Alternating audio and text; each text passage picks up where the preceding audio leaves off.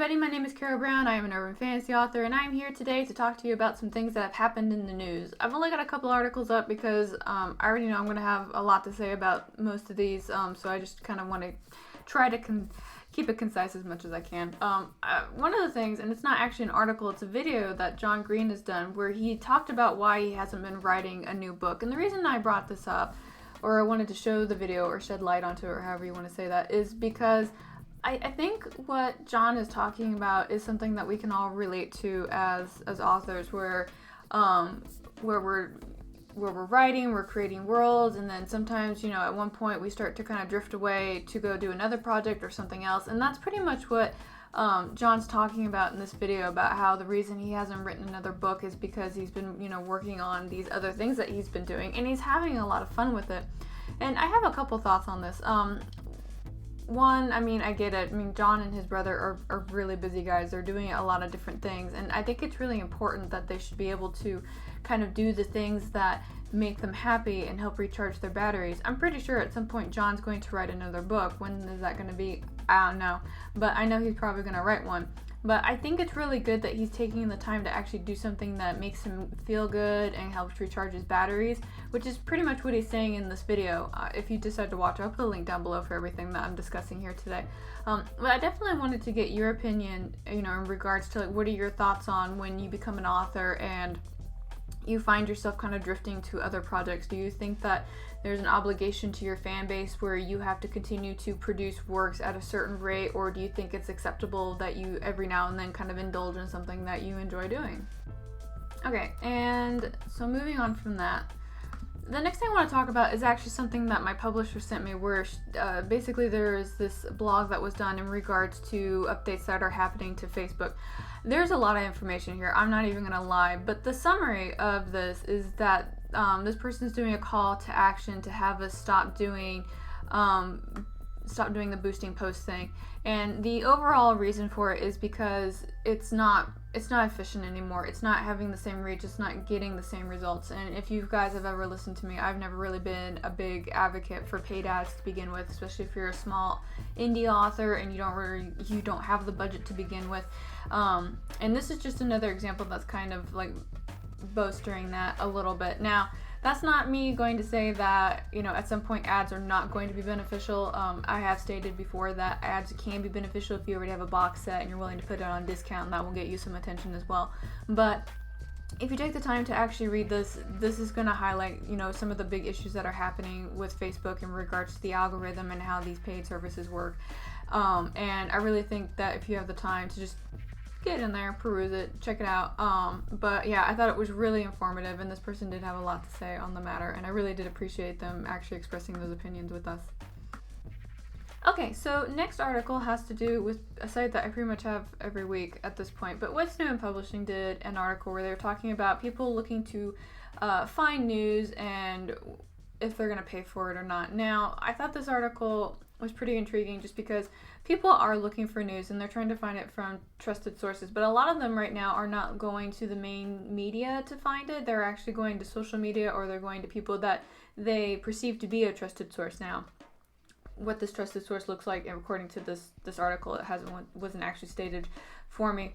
But one of the tidbits that I actually enjoyed was saying how the trust in overall mainstream media globally is 42%, and in America is 32%. And given the discourse that's going on in various articles that are being posted by journalists right now, I'm not surprised.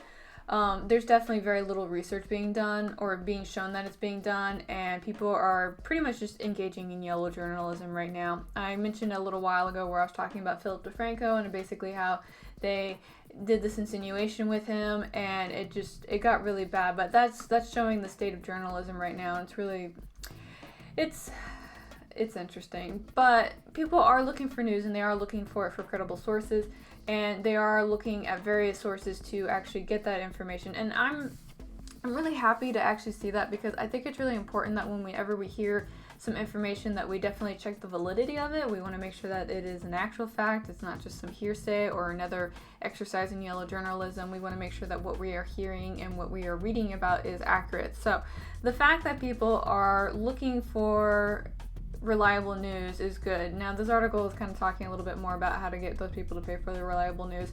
I am not quite sure how this new subscription model that everybody is engaging in is going to work out, because it's definitely turning into like a nickel and dime hemorrhaging kind of situation where people are spending a little bit here, and they all end up spending a lot of money for a particular thing. And from a business standpoint, I see how it's really productive and I can see how it can be lucrative. However, from an individual standpoint, I can see people getting tired of this very, very quickly, because who wants to have a subscription service for Hulu and then Amazon Prime, and then also have another one for subscription services everywhere. And, you know, news outlets are doing this as well. Why? Because they can't sell a freaking newspaper anymore. So anyway, let's move on. So the last article that I want to cover isn't a new article. It's actually an old article. This article came out in 2018, and the reason I want to talk about this article is because the same stuff that was happening, that's been going on for years, is still happening. And it's that YouTube is still having the consistency issue in regards to it doesn't know who to keep and who to go.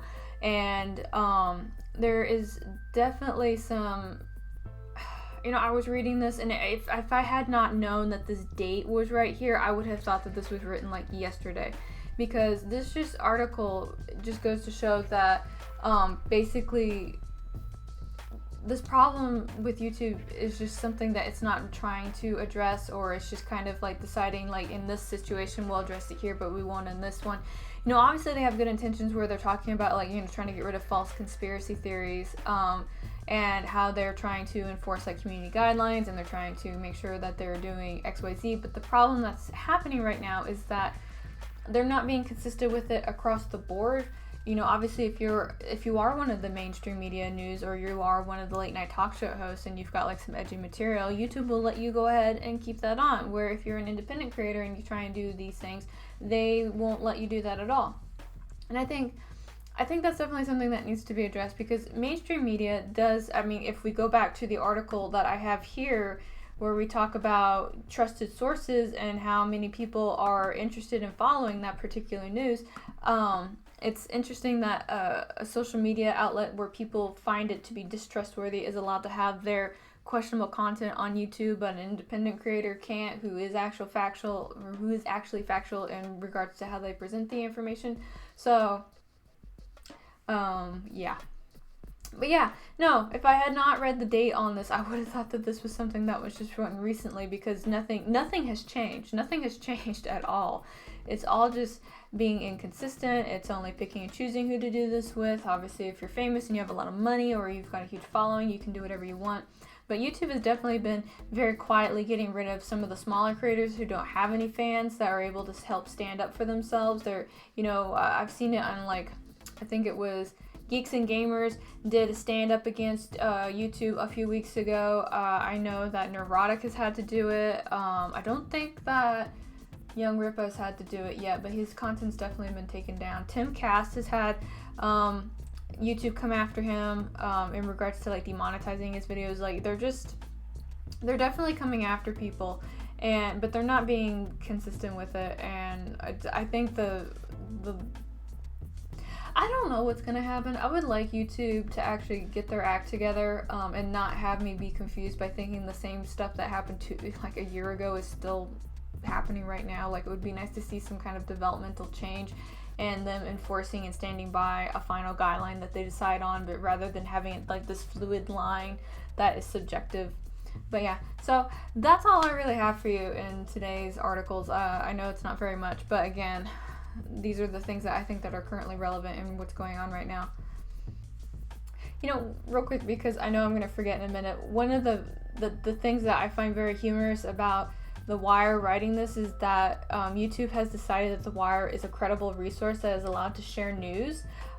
So this is definitely a credible resource according to YouTube that is allowed to share news about current things that are going on. So this is, I mean, granted it's a year old, but this was definitely an opinion that The Wire had at one point about YouTube. So yeah, that's all I have for you today. Thanks for coming over. Again, I'll have the links to all these articles down below so that you can read them at your own leisure. If you would, you know, definitely share your thoughts in regards to the John video, because I am really curious about other authors' take when it comes to kind of like following their passion versus like reader obligation kind of material, because I think that we're definitely in an age right now where, you know, the obligation that we have to our fans isn't contrast, but it's definitely a very high pressure that some people feel when they're writing.